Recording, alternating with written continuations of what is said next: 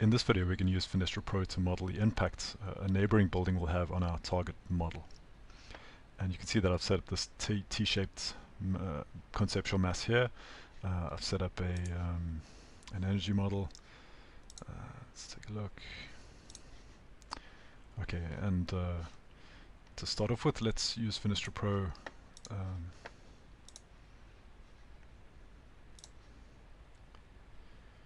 to just see the impact that cell shading will have. So you can see I haven't worked anything out yet. I'm going to select calculate shading factors. Let's do that. And we'll work through those. Okay, it's calculating the shading for the different months.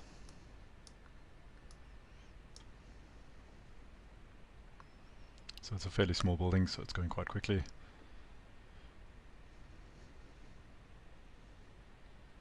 And in version 3 we've already optimized this shading calculation, so it's happening a lot faster.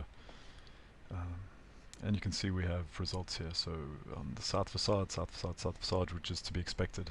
Let's see, facade 3 and facade 2. So there's facade 2 and there's facade 3. So that's what we're expecting. The sun is shining, or there's a shadow being cast by this leg of the building onto these two facades. So let's leave that and close Fenestra Pro, and let's see the impact that a neighboring building could have on this model. And to do that, we're going to use conceptual masses. We're just going to place an in-place mass, and Fenestra Pro will use that mass to calculate the shadows it would cast on our building and how that influences the solar loads on our target building. So we'll call that mass 2. It's no problem. And we'll quickly just mass something. I'm going to place it on level 1, that's fine. And I'm going to put it just in the corner here, so really it'll have a big impact. It's probably not realistic, but it's for the sake of the video.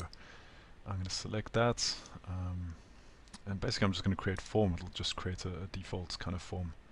And let's lift it up even higher, so that that's really obvious to see what we've got. So I'm going to finish that. Now what we've done with Fenestra Pro with surrounding buildings or surrounding masses is that Fenestra Pro will only pick up the masses that are visible in the active view. So to show that, let's model another one. Call it mass 3. I'll also place that on level 1, and let's put it on this corner here. I'll select that, create a form, lift it up as well, and finish it. Okay, so you can see that in this model we technically have 3 masses. We've got the T-shaped mass, and we have these 2 masses which would represent neighboring buildings. Now, in the way that people use Revit, often you could have conceptual masses that end up being hidden in the view or anything like that. So Fenestra Pro is only picking up the visible masses. So let's hide this mass.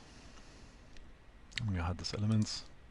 Okay, so for our active view, which is Fenestra Pro view, we only have mass 2 visible, and Fenestra Pro will only use mass 2 in the shading calculations. So let's go through to Fenestra Pro, load up our conceptual model. I'm going to select the target building, this T-shaped building. I'm going to go back to the building manager, and you can see most of the shading is kind of split between facade 2 and 3, and we only got the highest is 19% shaded. So I'm going to expect that to increase, and I'm also going to expect shading on this east-facing facade because of the building kind of getting in the way. You can see where north is up at the top there. So let's start that. So I'm going to calculate shading factors, and so bear in mind that Fenestra Pro will pick up this mass as it's visible in the view, and it will use that in the shading calculations.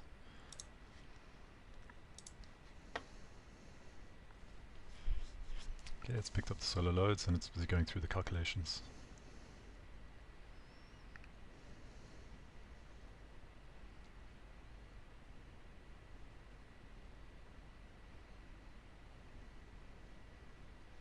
Okay, so you can see that's changed now.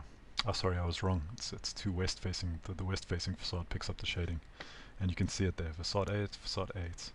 So we got 93% and 88%. And then facade 3 has got 87, and facade 3 is, well, let's take a look. First at facade 3, which is to be expected. That's been covered there. And let's go to facade 8.